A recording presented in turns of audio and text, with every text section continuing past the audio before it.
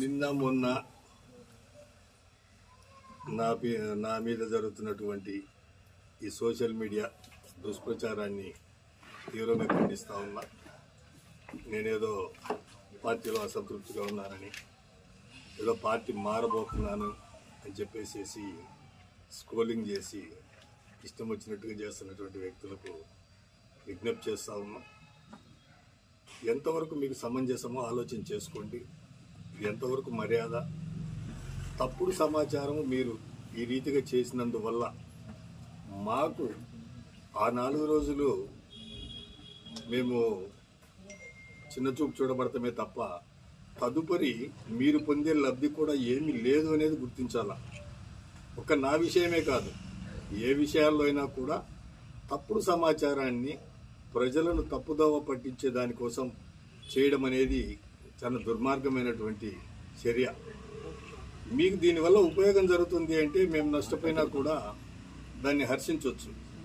కానీ అటువంటి పరిస్థితి కాదు కాబట్టి ఈ రీతికి చేయడం సమంజసం కాదు అని చెప్పేసి వారిని కోరుతూ, తదుపరి ఒక 10 నిమిషాల కొద్దిసేపు మీతో మాట్లాడదలుచుకున్నాను. నేను కూడా మీ ద్వారా ప్రజానీకాన్ని కూడా తెలియపరచాలి. 2009వ సంవత్సరంలో మెగాస్టార్ చిరంజీవి గారి ఆశీస్సులతో ప్రజారాజ్యం పార్టీ తరఫున గిద్దలూరు నియోజకవర్గం నుంచి పోటీ చేయడం, చిరంజీవి గారి ఆశీస్సులు అలాగే గిద్దలూరు నియోజకవర్గ ప్రజల ఆశీస్సులతోటి మొదటి దఫా నేను శాసనసభ్యుడినైనా. తదుపరి ప్రజారాజ్యం పార్టీని కాంగ్రెస్ పార్టీలో విలీనం చేసిన కారణం చేత ఆ రోజు అధికారంలో ఉన్నటువంటి కాంగ్రెస్ పార్టీలో అధికార పార్టీలో మేము భాగస్వాములమైనాం. 2014వ సంవత్సరంలో జరిగిన రాష్ట్ర విభజనకు నేను వ్యతిరేకిని కాదు. ఎప్పుడైనా కానీ వాళ్ళ ఆలోచన విధానం ప్రకారం జరుగుతుంది, దానికి నేను వ్యతిరేకిని కాదు. కానీ 14వ సంవత్సరంలో చేసిన విధానం నచ్చక కాంగ్రెస్ పార్టీకి నేను రాజీనామా చేసి బయటికి రావడం, తదుపరి 2014వ సంవత్సరంలో జరిగినటువంటి సార్వత్రిక ఎన్నికల్లో నేను ఏ పార్టీ తరఫున పోటీ చేయకుండా మానుకోవాలా అని చెప్పేసి నిర్మోహమాటంగా నా దగ్గరికి వచ్చిన మా సాన్నిహితులందరికీ కూడా చెప్పిన, నేను పోటీ చెయ్యను, విరమించుకుంటున్నాను అని. కానీ వాళ్ళందరి ఒత్తిడి మేరకు, అలాగే గౌరవ ప్రస్తుత పార్లమెంటు సభ్యులు శ్రీ మాగుంట శ్రీనివాసరెడ్డి గారి యొక్క ప్రేరణతోటి, ఆయన ఒత్తిడి మేరకు కూడా ఆ రోజు తెలుగుదేశం పార్టీలో పోటీ చేయడం జరిగింది. తదుపరి ఓడిపోయినప్పటికీ కూడా తెలుగుదేశం పార్టీ గిద్దలూరు నియోజకవర్గ బాధ్యుడిగా నేనుండి నా చేతనైనంత వరకు అభివృద్ధి పనులు అలాగే ప్రజల సమస్యలు తీర్చేదానికి నా వంతు కృషి నేను చేసిన.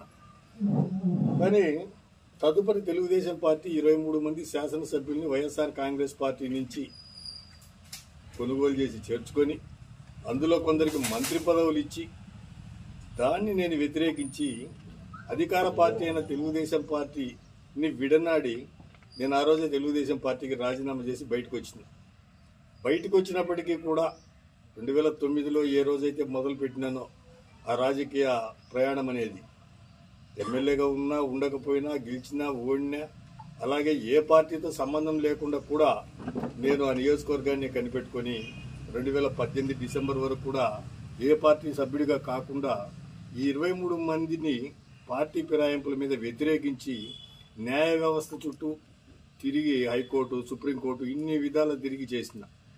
దానివల్ల ఏం ప్రయోజనం చేకూరింది, ఏం చేకూరలేదనేది కాదు, కనీసము ఒక ప్రొటెస్ట్ అనేదన్నా ఉండాలా, మన నిరసనన్నా తెలపాలా, దానివల్ల ఏం జరగదనేది కాదు, ఈ వ్యవస్థలు బాగుండాలనేటువంటి ఆలోచన విధానం ఉన్నటువంటి ఒక వ్యక్తిగా చేసిన. సరే, అప్పటికి ఇంకా పీరియడ్ అయిపోయింది కాబట్టి దాన్ని మనం ఏం చేయలేకపోయినది. న్యాయ వ్యవస్థలో కూడా అది క్లోజ్ చేసినారు, ఇష్యూ అయిపోయింది. 2018వ సంవత్సరంలో గౌరవ ముఖ్యమంత్రి వర్యులు వైఎస్ఆర్ కాంగ్రెస్ పార్టీ అధ్యక్షులు జగన్మోహన్ రెడ్డి గారి ఆశీస్సులతోటి 2018 డిసెంబర్లో వైఎస్ఆర్ కాంగ్రెస్ పార్టీలో చేరిన. వైఎస్ఆర్ కాంగ్రెస్ పార్టీలో చేరిన పిదప 2019లో జరిగిన సార్వత్రిక ఎన్నికల్లో గిద్దలూరు నియోజకవర్గాన్ని నుండి జగన్మోహన్ రెడ్డి గారి ఆశీస్సులతోటి సీటు తీసుకొని గిద్దలూరు రావడం, గిద్దలూరు నియోజకవర్గ ప్రజల ఆశీస్సులు, అలాగే ప్రధానంగా జగన్మోహన్ రెడ్డి గారి బొమ్మతోటి అక్కడ ఉన్నటువంటి క్యాడర్ యొక్క కష్టంతో వాళ్ళందరి కృషితోటి గిద్దలూరు నియోజకవర్గ ప్రజల ఆశీస్సులతోటి రాష్ట్రంలోనే చరిత్ర సృష్టించే విధంగా ఎప్పటికీ గుర్తుండే విధంగా సుమారు 81.5 మెజార్టీతోటి ప్రజలు నన్ను గెలిపేయడం కూడా మీ అందరికీ తెలుసు. అప్పటి నుండి కూడా నా శాయశక్తుల అధికార పార్టీలోనే ఉన్నాను కాబట్టి నా శాయశక్తుల నియోజకవర్గ అభివృద్ధి కోసం, అలాగే ప్రజల సమస్యలు తీర్చేదాని కోసం, అలాగే పార్టీకి విధేయుడిగా, నాయకుడికి విధేయుడిగా ఉంటూ ముందుకెళ్ళిన విషయం కూడా మీ అందరికీ తెలుసు.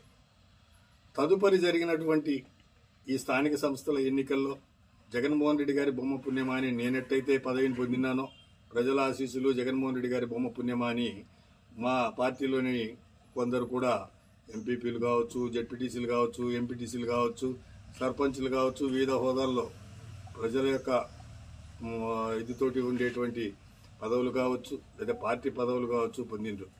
అంతేకాకుండా అధికార పార్టీలో ఉన్నాం కాబట్టి ఏ పార్టీ పదవుల్లో ఏ అధికార ఇదిలో లేకపోయినప్పటికీ కూడా ప్రజలకు సర్వీస్ చేస్తూ గౌరవం పొందినాం. ఇన్ని జరుగుతూ ఉన్న విషయం కూడా మీ అందరికీ తెలుసు.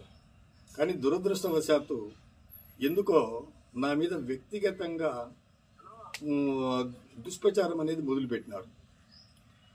వాళ్ళు ఏం లబ్ధి పొందుదామనుకుంటున్నారో ఏమో నాకైతే తెలియదు. కానీ ఎంత దుర్మార్గంగా తయారైనారంటే వ్యక్తిగతంగా నన్ను కించపరచడం, అలాగే కులాల ప్రాతిపదికన నన్ను విమర్శించడం, అలాగే ఫైనల్కి వచ్చేటప్పటికి నేను ఏ కులాన్ని కించపరిచి మాట్లాడకపోయినప్పటికీ కూడా నేను ఒక కులాన్ని ఏదో కించపరిచి మాట్లాడినానని చెప్పేసేసి క్యాన్వాస్ చేయడం. అంతేకాకుండా